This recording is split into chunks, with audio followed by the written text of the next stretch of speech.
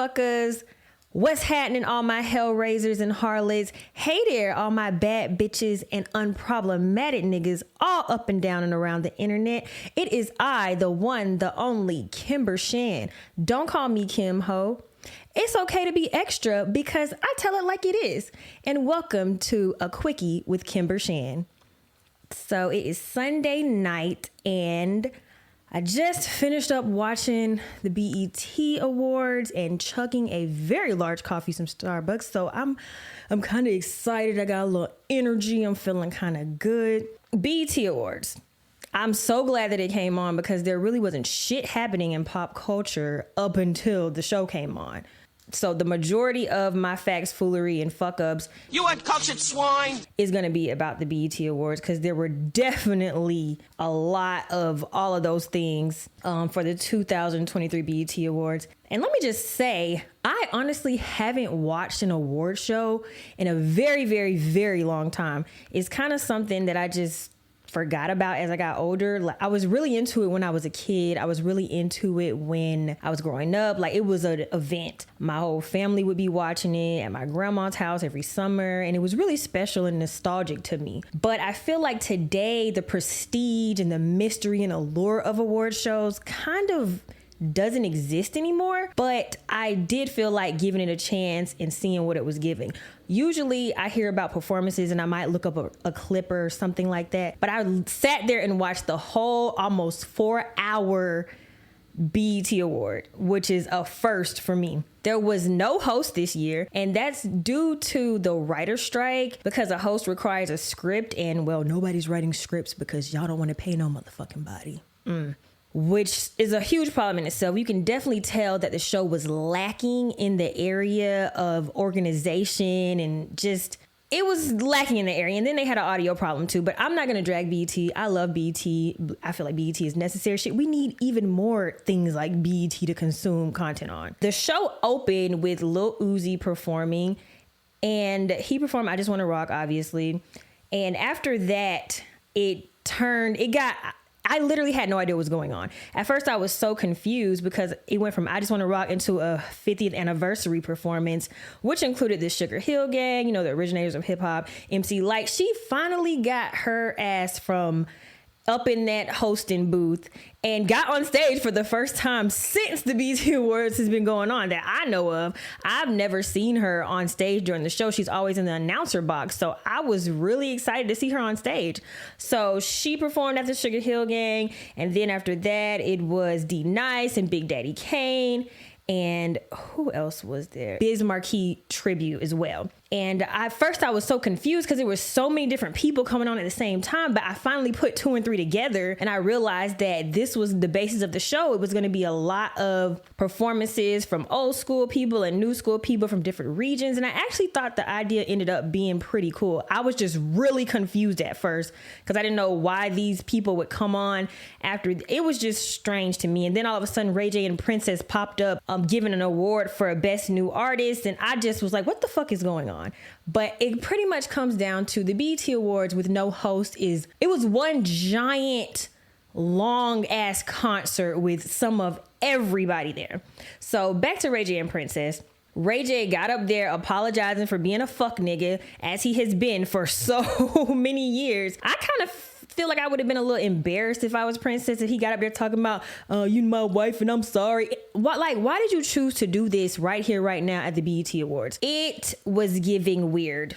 But they did announce Best New Artist, and the winner for that was Coco Jones. She looked so great, and she got emotional about it. I don't know if this is her first major award, but shout out to her. She looked so great. She also performed, and she did a great job. She sounded wonderful. Her family was there. Just, we loved to see it. So after Coco Jones performed, shortly after that, Lotto performed, and she did a great job too. She was using the fuck out of that stage. She was over here, she was over there. She was showing y'all how to do a performance. I'm sure it's because Teyana Taylor is coaching her now, and it definitely has improved her performance game. Speaking of Teyana Taylor actually won the award for Best Video Director, and I thought it was cute because her mom accepted the award for her, and her mom called her on FaceTime. I thought it was super cute, but because it's BET, the audio was fucked up the entire FaceTime, and I don't know what she said. because my TV was distorted. I didn't know what she said. But around that same time, there was another 50th anniversary melody. I guess this was like a California theme. It was Warren G with the Nate Dogg tribute, and then Yo-Yo, and then Tyga. And I was like, Tyga, that's so fucking random. And then after that, E40 came out. And then I was like, how they gonna sustain this shit for 3 hours? Oh, baby, they did more than 3 hours. That shit was damn near 4 hours. By the time it was over, I had to take a nap because it was a lot to digest. There's so much going on. So after that, so then DeVito performed. He had a great performance. Lola Brooke performed. She had a good performance. It was cute. And then probably a great highlight was Quavo and Offset finally coming together and squashing their beef because of Takeoff. I just hate the fact that he's gone, and it would have been nice to see all three of them up there. R.I.P. Takeoff. But I'm so grateful that they finally squashed their beef. That was a really heartwarming moment, and it was definitely finally time for that. Best of female hip hop artist. And Lotto won that award, and she was so excited. She ran up on stage, one shoe on, and she brought her sister, and her acceptance speech was really, really happy. She was excited. That's how I want to see people be when they win awards, because she was hype. Like, she was so glad to win an award, and I can tell she was really grateful for that moment. So shout out to her. Southside. After that, there was a Miami mix with Trick Daddy and Trina and Uncle Luke. People were speculating and saying things like, is Trina pregnant? I don't think she's pregnant. I just feel like y'all need to stop commenting on people's bodies just because it don't look like what y'all want it to look like. But their performance was cool. I hate that there were so many performances, but we didn't get but like 10 seconds of performance because there were so many people to get through, because they really brought a lot of people out. I was like, damn, this is just sensory overload. This is a lot. Like I said, I had to lay down afterwards because there were so many people. After that, Chief Keef performed, and he had been banned for the BET Awards for many, many years. And this is his first time being there since he was banned. And he performed after that. And then the Yin Yang Twins popped out. That was so random. After that, Doechii performed. And then she had Trillville come out with Some Cut, the song that she sampled. Then shortly after that, Jeezy performed, followed by T.I. Master P came out and performed. Eric Sermon performed. Keith Murray performed. Redman performed. Dougie Fresh performed. Mad Lion, Little Vicious, Petra. Then Glorilla performed. Like, there were so many performances. Now, Glorilla's performance, it was cute, but I would have preferred her to sing one of her songs that we love. Like, I thought she was gonna sing Tomorrow Too or another one of her songs, but she sung her new song, and since it just came out, I feel like people don't know it that well, so I feel like that's why the audience didn't respond as you would think they would be hyped for a Glorilla performance. But overall, her performance was cute. After that, Tina Turner tribute and Patti LaBelle, the only person that I could think of that would be at the BET Awards that would even do it.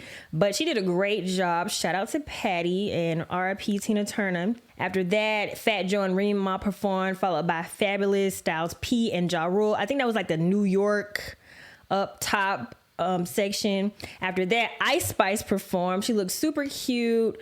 Great setup. It was like outside of a bodega. It was cute. After that, Callie performed. Like, I feel like I'm just naming all these people that performed. Like, goddamn BET. Y'all really had a fucking concert in that motherfucker. And then probably the highlight of the evening was Busta Rhymes' Lifetime Achievement Award. And shout out to him because it's well deserved. Like, my whole childhood, he was very popular, very hot, dropping hits all the time. So it's definitely deserved. He gave a great speech just about hip hop and his journey to get where he is. He also spoke about ending all the beef and all the stupid stuff and older artists supporting younger artists and just the whole state of hip hop. His speech was very on brand for him, and I appreciate it. I remember back in the day at some award show, he was getting on to younger rappers because they just get up on stage and stand in one spot and walk back and forth. And I remember he was like, yeah, when I perform, I'm gonna blow your head off type shit. And I was like, I remember that. And he still does that now, because when he performed, that nigga was sweating. He ripped off his jacket and was jumping around and just was having a goddamn ball up there. So shout out to him. And then during his performance, he had a lot of people come out. I think that's why he was emphasizing the old school and new school because he brought out Coyle Ray, and then she had on a super cute outfit that had other female rappers' names on her pants. That was really cute. He brought out Bia, he brought out Spice. I can't remember who he brought out, but he brought out a lot of motherfuckers. So shout out to Busta Rhymes. The show ended with a hip hop dance like compilation of sorts that featured a lot of dances that came out, during my childhood. It featured Swag Surf, that's from Atlanta. It featured the Dougie, Walk It Out, another Atlanta thing, Two Step, Stanky Leg. Soulja Boy came out and did the Soulja Boy, fucking Snap Music era. Who else came out? They had breakdancing. They had some of everything up there. So it was a great way to end the show. And overall, the show was very long. My God. But I feel like they did the best that they could without having any writers. And I will say it was very authentic. But in the middle of the show, at some point, JT and Lil Uzi got into a little spat. Apparently because Uzi was talking to Ice Spice or flirting with Ice Spice or something along those lines. And JT ended up throwing her phone, her bag, calling him a bitch, saying, I'm done with you. Like, your girl went the fuck off. As she should, though, because ain't no way in hell I'll be getting upset about that little short ass shrimp ass nigga. That's just not my forte. I feel like JT's a bad bitch. She can have anybody she want to. So if Uzi don't want to act right, girl, I'm sure these niggas are lined up. So, and you could probably do a lot better, honestly. Pretty much is everything that happened at the BET Awards. And since I took up so much time talking about it, I think I'm just gonna go ahead and move on to my next segment. Let me tell you something. Let me tell you something. Let me tell you something. Let me tell you something. Let me tell you something, honey. I saw a tweet about moving on from people. And I can't remember the exact words because I didn't save it, and I should have saved it so I could give the person their credit. But it said something along the lines of, if you work hard to get somebody out of your life, do not go back to them, whether it's a friendship or relationship or just somebody that you go hard to get out of your life and move on, and you got your freedom and you doing good and you feeling good and you like glowing up and you're looking good, you're stress free, but then something just calls you in and pulls you back. Baby, I have been there, and it is nowhere that you need to be. So that tweet kind of inspired what I want to talk about today, which is the fact that closure is a scam. That's fucking right. It's a scam. There's so many times where I have been completely out of a situation, but then that little thing in my head is like, let me go get closure. No, it's bullshit. It's like your way of finding your way back to that person or pulling yourself back into it. It's like, girl, you went through all of that. Why would you find your way back? Like, you got free. Closure is a scam because no matter what that conversation is like, no matter what they said, they still did what they did. They still hurt you. It's not going to change what already happened. And furthermore, even if they apologize and say, I want you back, then what? That's what you want to do? You just spent all that time getting over them or moving on from them and whatever they did to hurt you, and you want to backtrack now that you're free? It doesn't make any sense. I feel like all closure does is leave you even more confused, and then you end up in a situationship and you end up fucked. So I just think people need to let go of the idea of, I need to get closure because I don't know what happened or why. Even if you know why, it's not going to change what happened. So you just have to ultimately let it go. There was somebody that I dated for a while, and I was obsessed with them after we stopped talking for months. Like, I just could not fucking let it go. And it was driving me insane. It literally drove me to the point where that's the first time I ever went to therapy because I just couldn't let it go. And anytime they would hit me up or try to come back in my life, I always found myself opening up space to let them back in. And every time I let them back in my life, they hurt me again. Every single fucking time. It never healed the wound. It was like cutting at a wound that never got healed. Like, this wound is still open and I'm getting sliced and fucking diced inside over and over again. So I say all that to say it's never worth your peace. It's never worth the time to go back to something that you worked hard to get out of. And that is, let me tell you something, baby. Closure is a scam, and once you get the fuck on, don't go back. So for my final segment, I decided to change the name of this segment from Verse of the Day to Kimspiration because it just suits me better. It's just more me. It's giving more. It just fucking works better. For Kimspiration today, I want to say moving forward does not equal revenge. When you move on, you cut your losses and stop giving a fuck. I see a lot of discourse online around people and cutting people off and moving on and things of that nature. And even the best revenge is success. No, it's not. It's not at all. But you know why? Because winning is when you no longer give a fuck. It's when you don't want that shit to be taking up space in your mind. As long as a person or a situation is taking up space in your mind, they're fucking winning.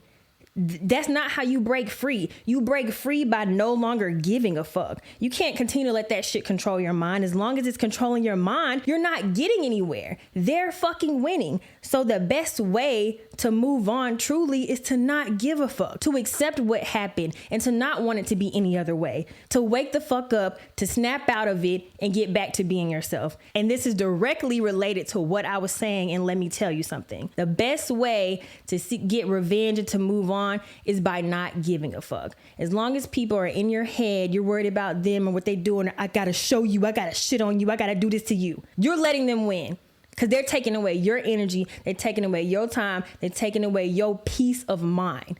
Don't ever let a motherfucker take up space in your head that does not deserve it. That's all I have to say for today. Thank you so much for listening. I appreciate each and every one of you that has clicked the link in my bio and listened to my show. We got a lot more content coming, a lot of fun stuff coming, and I'm just excited about where this show is going to go. I love talking to you guys about stuff. Follow me at The Kimber Shan Show. Follow the podcast at A Quickie Pod. And I think that's all. I don't have any other announcement. Just remember my 3 principles: love yourself, accept yourself, and respect yourself. Bye.